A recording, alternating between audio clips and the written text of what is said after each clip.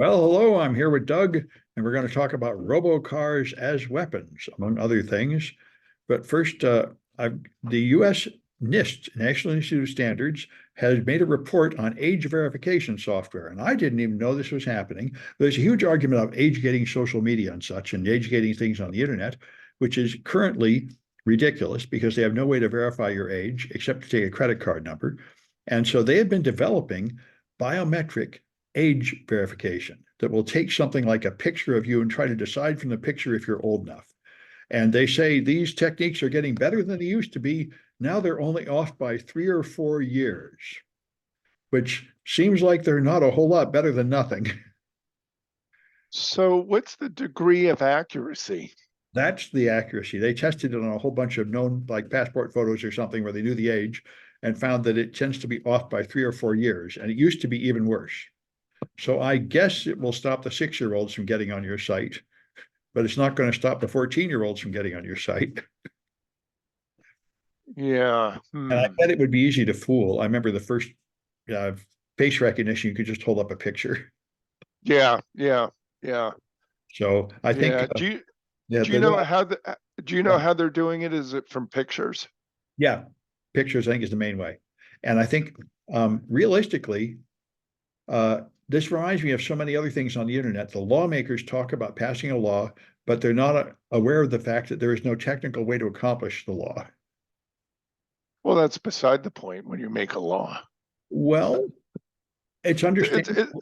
It's understandable that lawmakers wouldn't know what's possible. I remember, like in Australia, the Prime Minister of Australia about 8 years ago said, "I'm going to put up a firewall that will block all the illegal content and all the malware and all the porn."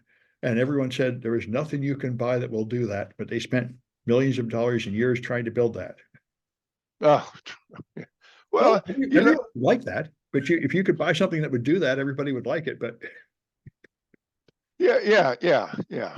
And I'd like to solve world hunger and world peace and well, yeah, right. Yeah. And we should pass laws to do that, shouldn't we? Well, if you like having everyone ignore your laws because they're unworkable. Yeah. So it's Sam, like isn't that the story of Elizabeth Holmes when she Yeah. started off at Stanford? She had the brilliant idea. She went to a Stanford professor who knew fluid dynamics, the physics of fluid dynamics, who said, that's not possible. We don't have the technology, and we never will, to detect the concentrations of proteins that you need to make an accurate diagnosis in such a small volume of blood. Yeah. And she said, well, we don't care about that. Let's build it anyway. Well, I understand. I think this comes from people who haven't really done science and don't really understand it. They just say, the thing I know about science is whatever they tell you is impossible. A few years later, they do it. So just ignore them when they tell you it's impossible. Yeah. I had a professor who'd say, that's a wonderful idea. It's as great as a shovel with a rope for a handle. Well, yeah. It's nice. It's portable. You can carry it around. Yeah. It's compact. You don't have a big, long, stiff handle to hit people or. That's right. But yeah. Just a few minor defects. Yeah. All right. Well, what have you got? So here we go. Ticketmaster is in the news, and they confirm there was a massive breach after stolen data for sale online. And I guess that's how they found out about it. They also, they're the ones that fouled up the ticketing for some Taylor Swift concerts too. Yeah, they fouled up the ticketing, and they're also pretty much a monopoly in the ticket market. And it's ridiculous the markups that they charge, because I just saw something for a $50 ticket. They have something like a $5 or $10 per ticket processing fee for using the web. And then they charge you another, say, $40, $50 for the processing of the ticket. And so you wind up paying more to Ticketmaster than for the ticket itself. This is what supposedly happens at monopolies. And I've heard many people argue that you can't break up the tech giants because you can't point to exactly how they're costing you more. But if they were costing the consumers more, it would be easy to break them up with monopoly legislation. So it sounds like these guys are prime candidates. Yeah. So here are little details. 1.3 terabytes of data was stolen, including customers' full details, names, home address, email address, phone numbers, and previous ticket sale orders and event information. 560 million customers. And let's put that in bigger terms, that would be 500 million. Yeah. Yep. I had a guy just asked me a couple days ago, these guys are sending me emails saying they'll take my data out of some stolen data dump. And I said, don't bother. Everybody's data has already been stolen 10 times anyway. Yeah, so this was stolen from the cloud and from the cloud storage company Snowflake, for Yep. those who really care about the details. I wonder if somebody else is using Snowflake, I guess. Yeah, yeah, I got yeah. a couple more just the same way. Crooks have stolen 3 billion records from background check firm. That's a really large number. And they threatened to dump them. And also somebody stole 361 million accounts from, it looks like, various, I think, keyloggers and such, and leaked it on Telegram. So, it's ridiculous. I mean, we only have like 300 million people in America, and this one dump is 10 times bigger. So, basically everything on everybody is out there because we talked about it. The data gets sold, and these data companies archive it all, and then they get hacked and lose it all. So, Yeah, yeah, yeah. So, interestingly enough, this method to steal data has been used to hijack or steal data from other companies, including Anheuser-Busch, right? The beer maker. yeah. We got State Farm Insurance, Mitsubishi, Progressive Insurance, Neiman Marcus, Allstate. Here we go, another insurance company These again. guys are all And using that same cloud company. it doesn't say that, but the methodology used to steal the data, Yeah. and also from Advanced Auto Parts. Yeah. So, here we go. I don't know. Another data breach. Yep.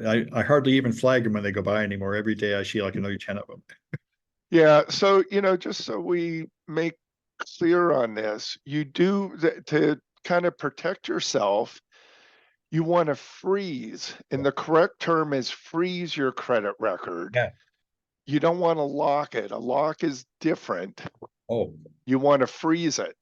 okay. And the credit card companies, or the credit reporting agencies rather, they don't want you to freeze it, because then they can't sell your information. They can't do anything with it. A lock is a little less and less secure. There's some subtle differences, but if you freeze it, you have to submit a freeze submission. They then freeze the record, and anytime you need your credit released to somebody, you unfreeze it. And one would think, Sam, tell me if this is right. One would think, let's say you're going to buy something, that you'd be able to unfreeze it for, say, an hour or 2 hours and then automatically freeze it again. They don't offer that service. Well, of course. I mean, Yeah. they make it difficult, but yeah, I'm glad that's a good point. That same discussion where the guy asked me what to do about his leaked data. This was my answer. Freeze your credit. It's the only thing that will actually do you any good. Yeah. Yeah. Freeze, not lock. And it's Experian and two other companies you have to reach. Experian and I forget the others. They're now 4. Oh, Yeah, there's another one. And yeah. I don't know the name. Yeah. So you'll have to do your own research on that. Yeah, yeah. Still, that's a pretty good. Actually, normal people ask me how to be secure, and I usually have no real idea. The only two things I know normal people can do is use a password manager and freeze your credit. Yeah, yeah, yeah. Password manager, freeze credit. Those are good steps. Exactly. All Well, right, what do you got for us? another one What's here I think is pretty interesting. The Department of Justice is using a Civil War era law to enforce cybersecurity because now everybody's getting hacked. And it turns out there's a law that passed during the Civil War which says that a company that makes goods for the government cannot lie about the quality of their goods. And they have interpreted that to mean that if you promise to reasonably protect your data security and you do egregiously bad security things, that constitutes a violation of that law. And they've had 5 lawsuits so far in just the last couple of years on this. So a Florida-based company called Comprehensive Health Services paid almost $1 million because it misrepresented how safely it stored medical records. And California Aerojet Rocketdyne Company paid $9 million because it misrepresented its compliance with cybersecurity requirements in contracts for propulsion and power systems for satellites, missiles, and so on. So there've been a bunch of these. I'm glad to see it.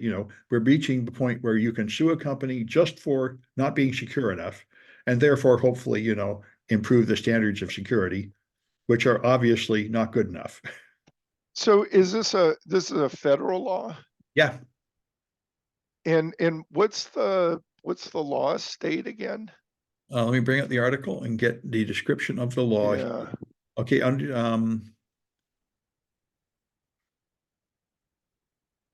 okay. It's built in 1863 False Claims Act, which creates civil penalties for someone seeking federal payments who misrepresents the quality of services being provided to the government. It was a response to widespread dishonesty by Civil War contractors who sold the Union Army sick horses, faulty weapons, and spoiled food. So Okay. that seems entirely appropriate to me to say that if you provide some kind of security service for the government, you don't secure the cybersecurity part of it, that amounts to a similar kind of product defect. Yeah. So the important thing here is this is to the federal government. Yeah. So this would not apply to mere mortals, to non-government people. Well, if you think about a big company like the ones you were just talking about, like Ticketmaster, Yeah. I think it might apply if, say, some GIs are buying tickets. Yeah, it'd be something to take up in court and the letter of the law. Maybe it only applies to people who have direct contracts with the government. But even if that's all it applies to, it will cause a raising of standards. Because once you have to do something for one group of customers, people pretty much do it for all of them. Yeah. Yeah. And just to let you know, I'm looking online. I did a Google search. There is a Wikipedia article.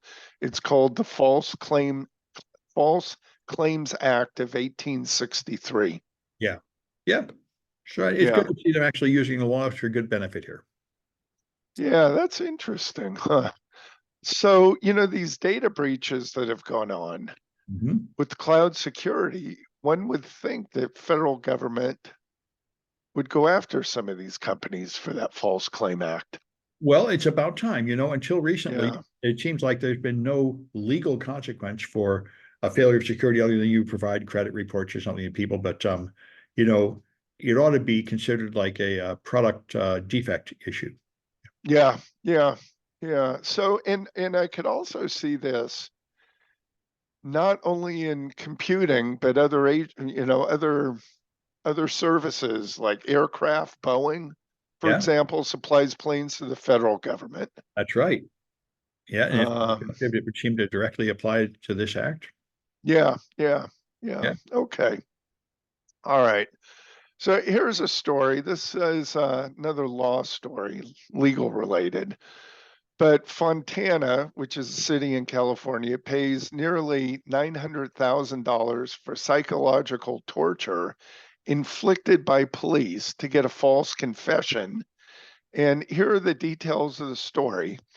There was a man or a son rather, who lives with his father. They bought a house in Fontana. They were fixing it up. Father has diabetes, so he does finger sticks. So, to get blood to do a testing sample. And the house that they have is sort of in disarray because they bought it to remodel it. So son and dad have a fight. Dad takes off.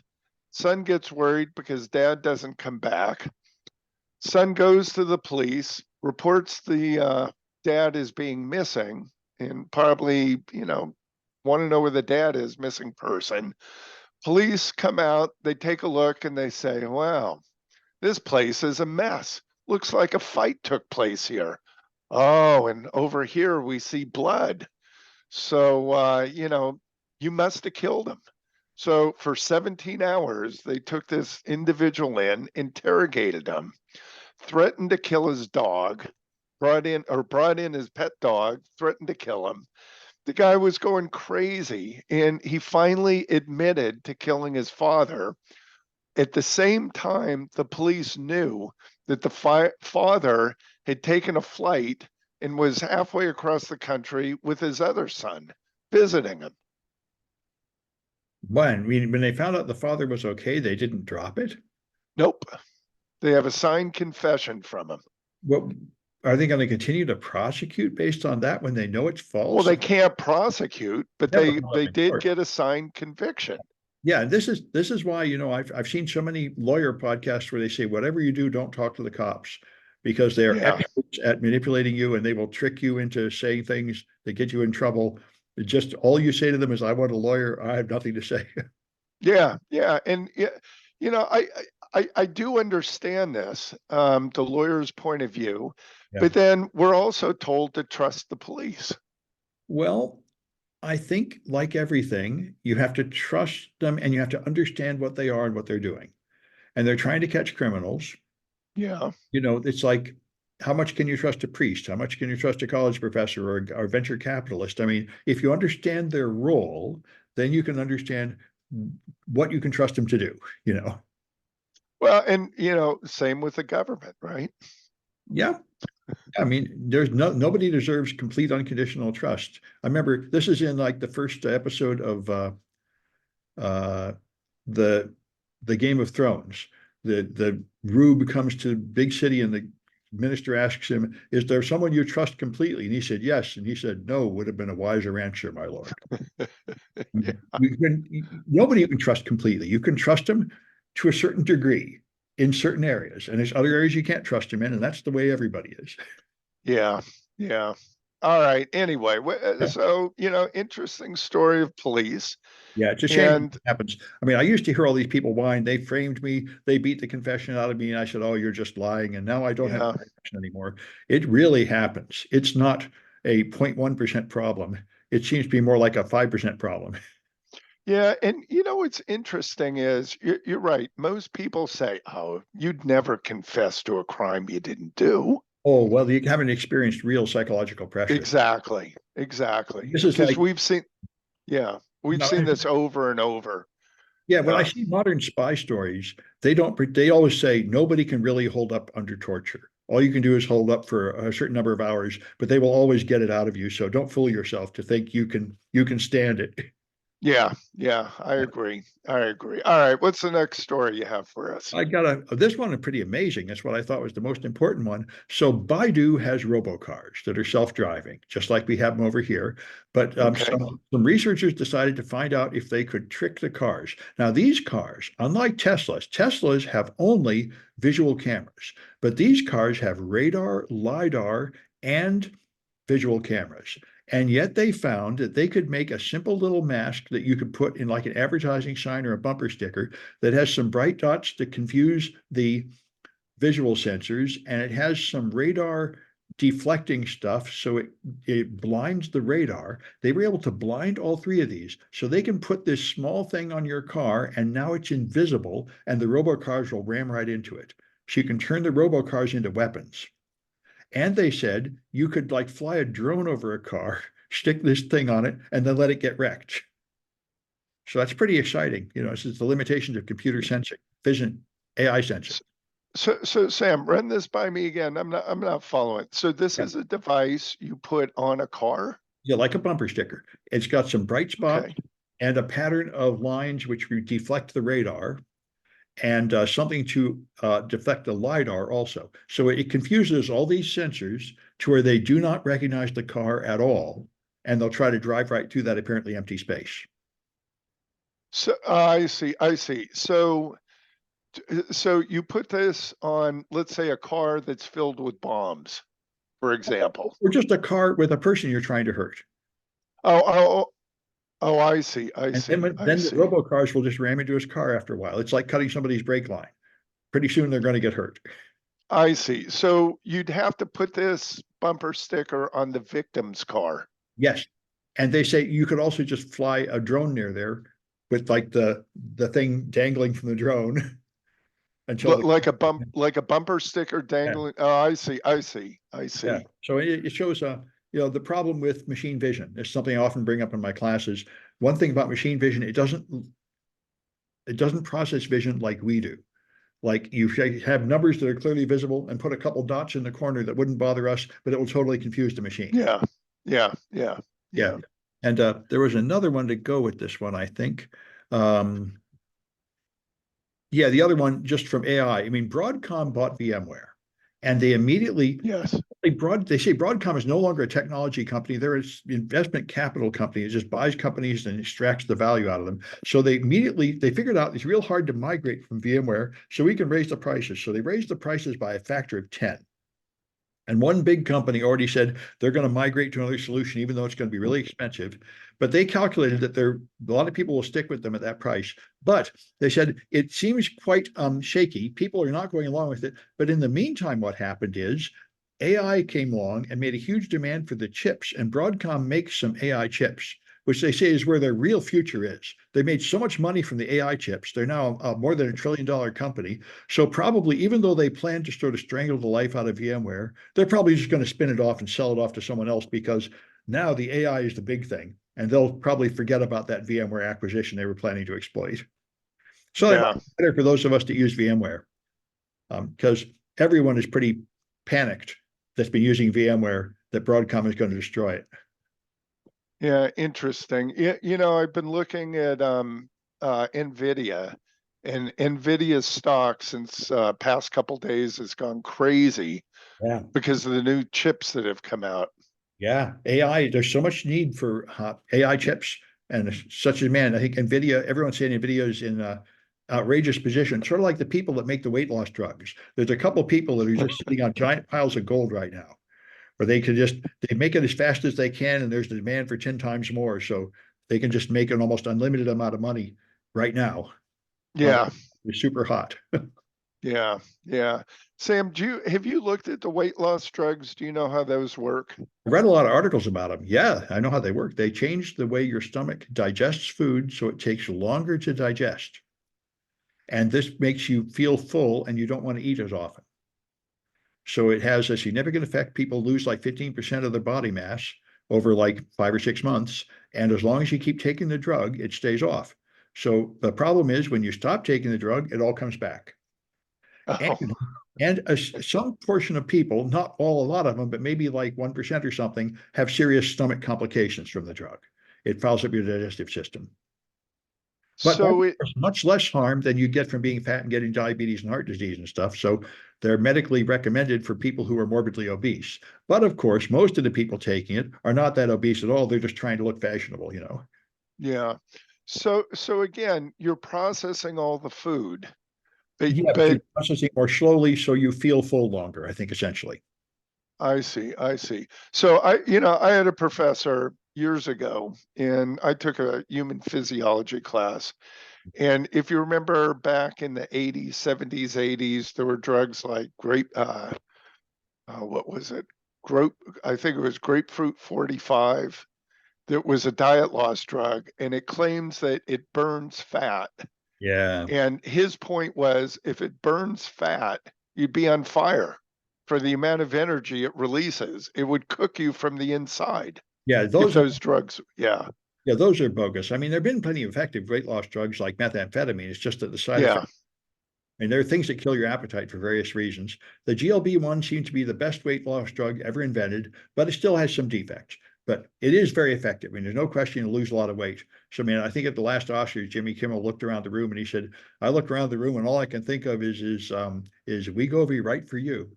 Because yeah, everybody in Hollywood is taking it, of course.